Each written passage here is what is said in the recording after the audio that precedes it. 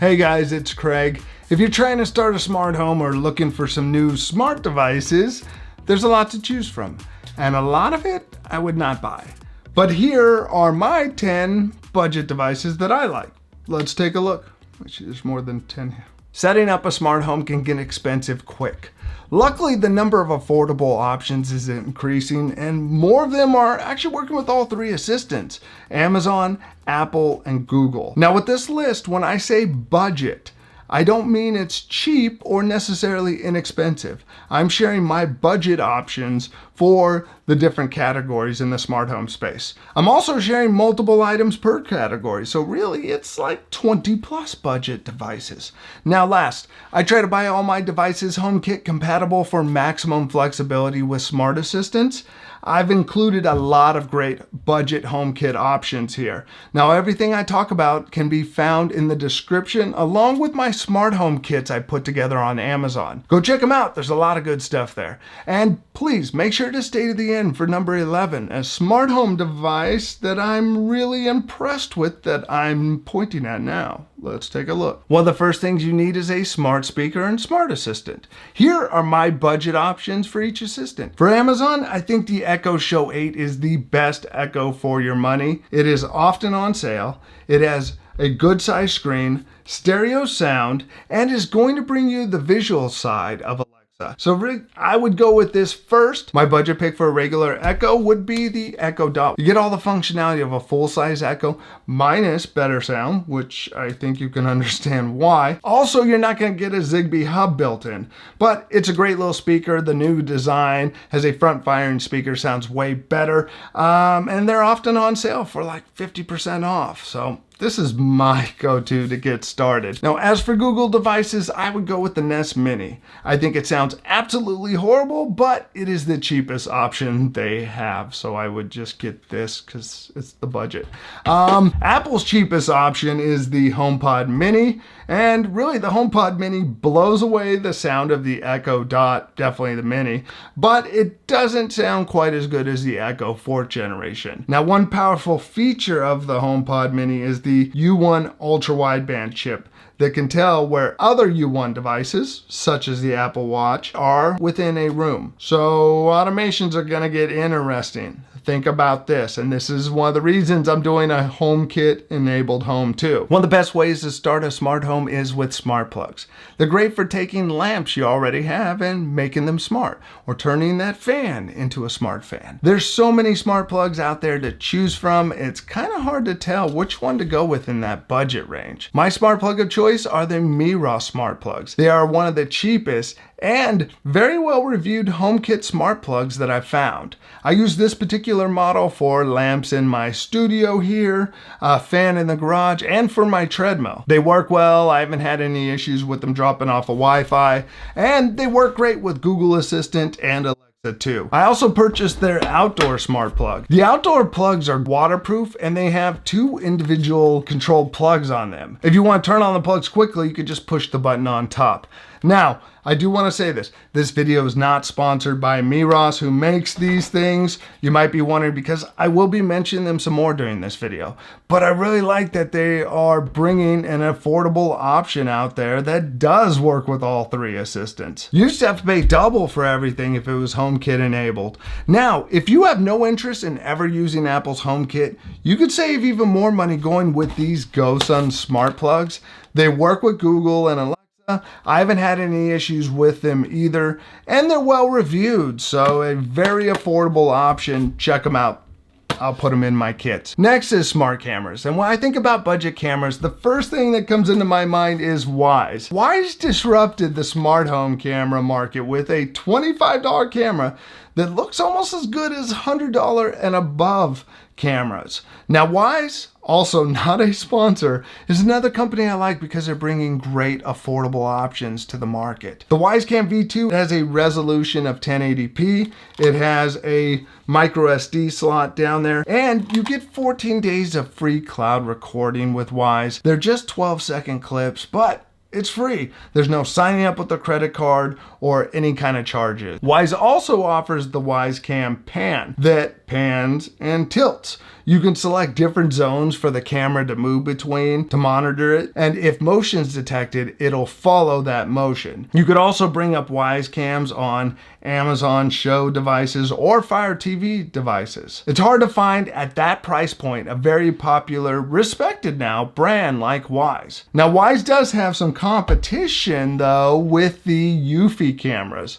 Eufy is owned by a very popular accessory battery bank maker, Anker. I've been really impressed with these two cameras. They're a little bit more than Wyze, but not much. They have 2K resolution, they have pet detection, person detection, they have on-device storage too with their micro SD, so you could save your recordings. They never have to go to the cloud. What I really like about them is that they are HomeKit enabled, and that opens up another option, which is using Apple Secure Video. With Apple Secure Video, you can save your recordings directly to your iCloud account.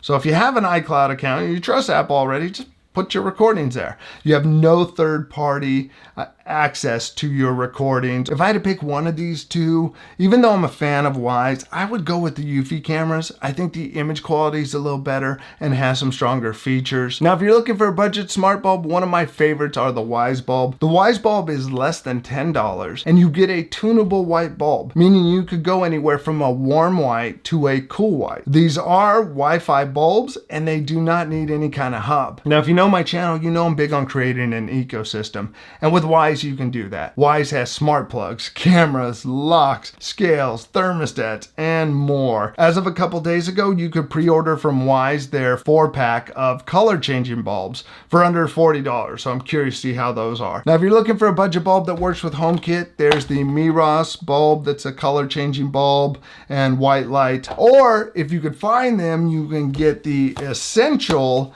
light from Nanoleaf. These are thread enabled lights. They don't work with any of the other assistants, so you need a HomePod Mini to make this thing work. So if you have one of those new HomePod Minis, it talks directly to the light. It doesn't have to go from Wi-Fi to your account to the cloud and all that. I'll do a separate video on this bulb because thread is pretty interesting. The problem you'll find with smart bulbs that are in that budget category is the brightness of the color. Often that's where you see it fall off. Like for example, this Nanoleaf, when I tested it, it at times was about 25% of the brightness of my LifeX bulb. That's a huge drop. But when it came to white light, it did great. Next, you have to make your TV smart. And one of the best ways to do that is with a Fire TV stick. Amazon has a variety of them for you to choose from. My personal recommendation is the older Fire TV 4K. Amazon did recently introduce an all-new Fire TV and a Fire TV Lite. Both those devices are 1080p,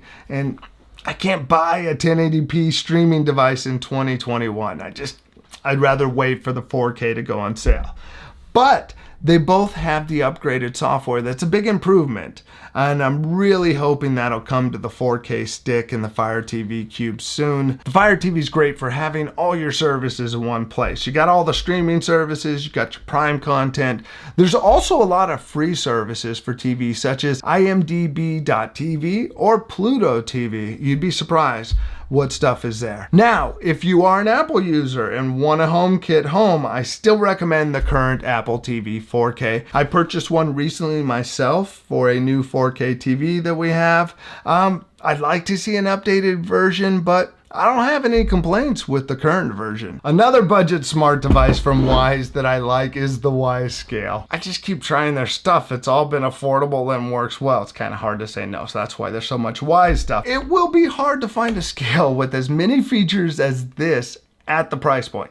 Even a regular scale costs about as much as this thing. When you step on it, will give you your weight and it will tell you your body fat, but it records other measurements that if you open up the app, you can see your muscle mass, you can see water, your water level, and look at this image. It's so many other good things. And you could also stand on it and do a heart rate test on it and check your heart rate. When you use the scale, it'll save all those measurements, and next time you open the app, it'll update it. It can also recognize different users based on their weight and being able to tell whose app to put the information in. My biggest complaint would be that this scale is black and gets dingy. It's been consistent with its readings and appears to be accurate, but I'm not sure, since my buddy's currently using my scale calibration tool, I can't actually test this, but when I get it back from him, I'll test it. Next is what I would consider a highly underrated smart device. Everybody thinks smart lights when they should be thinking smart switches. I've been using the TP-Link smart dimmers for almost 2 years now. They've been great. They're very reliable and one of the best price smart switches you can find from a reputable brand. TP-Link switches work with Alexa and Google Assistant. Again, only complaint is that it does not work with HomeKit. But I did buy the Hoops Hub recently to help my non-HomeKit devices work with HomeKit. And with that now, I can see my TP-Link switches in the Home app. Another budget smart switch option is, again, Miros. There's not a lot of HomeKit enabled stuff in that budget range. I purchased 4 of them, but I haven't installed them yet. I bought these because they support HomeKit and they're priced about the same as other non-HomeKit smart switches. Another great option is from GoSun. They work with Amazon Echoes and Google Assistants. I have multiple subscribers that use GoSun switches and plugs and love them. Larry, we're still not convinced you don't work for GoSun. You have nothing but good things to say about them and you're always recommending them to people during the live streams. So we're just saying. Now another smart home ad is a smart garage door opener. Definitely not necessary, but very convenient, especially if you think you forgot the garage door open. I can't tell you how many times I've opened up my Ring app to check my video doorbell to see if I left the garage open. With a smart garage door opener, you can check in the app if it's open and close it if you did leave it open. It also gives you a backup option. My wife wants to go on a bike ride and not take her keys. She asks Siri to close the garage. Done. Depending on the model, you can set up automations when you arrive home. Now, the first garage door opener I bought was the MyQ opener. I thought it would work with Amazon's Assistant, but it only works with Amazon Key. You have no assistant support without spending more money. So it works great through the app, but I was disappointed by that.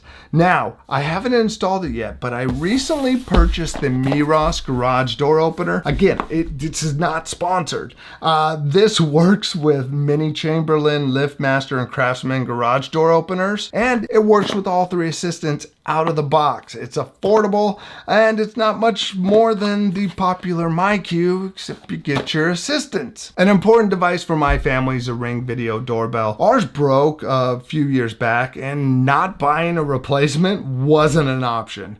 Personally, I'm a big fan of the Ring Video Doorbell Pro. I did a video on it. You can find it in the description. I think if your doorbell faces the street and isn't far enough back, you're better off with the Video Doorbell Pro because you can do customizable zones, so less false alerts. If it doesn't face the road, you can pretty much get away with any of their doorbells. But Ring has brought out a new device at a new lower price point. It's the new Ring Video Doorbell, and Amazon says it has all the essentials, such as advanced motion detection, 1080p video, two-way communication, and night vision. This version does need to be hardwired though, but with my smart home kits, I do have the battery-powered version. Next is sensors. If you watch my last video on Echo Tips, I talk about automations. Sensors are great for triggering automations. I use a motion sensor to turn on lights when I walk into this room. I have motion sensors that trigger a light strip in my closet. There's a lot you could do with these different sensors. Now, most of the sensors out there do require a hub. If you have a 4th generation Echo, an Echo Plus, Echo Studio, or Echo Show 10, there is a Zigbee hub built in, so you can pair some of the popular options from Samsung SmartThings, or like the Philips Hue motion sensor that I use over here to turn on my lights. Now, another motion sensor option to trigger routines and cool automations was mentioned in that video's comments. It is the Echo Flex. I completely spaced and didn't mention it in that video. The Echo Flex is a small plug-in Echo, and it has a USB on the bottom. You can use it to charge phones, not iPads and stuff. But then you can buy the motion sensor attachment. This is probably the most convenient way to add a motion sensor if you don't have a hub. It's great for putting pretty much anywhere. You want to put it in a hall, you walk by, turns on some lights. When it goes on sale, this is as cheap as $15, and then you have this for $15.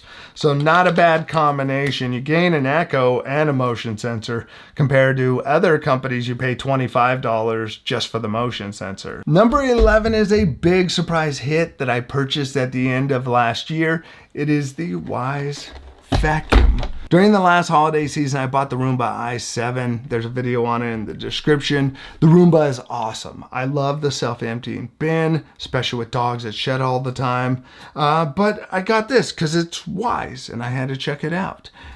And I am impressed with how good it is. This is a $250 vacuum. It should be coming to Amazon soon. I'll make sure there's links when it does come out. This has LiDAR mapping that is found in far more expensive vacuums.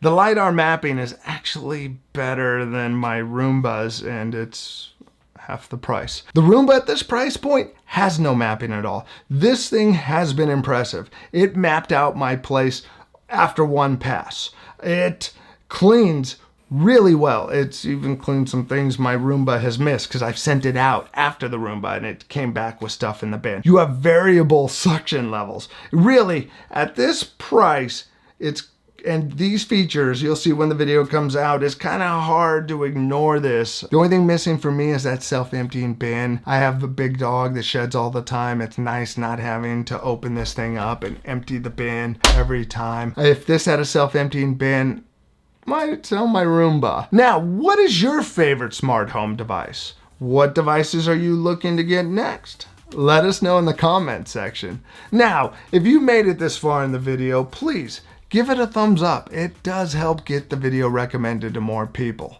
Next, check out this video over here. It's got some great smart home information. And I'm not just saying that because I made it. I'll see you over there. Thanks for watching. Bye.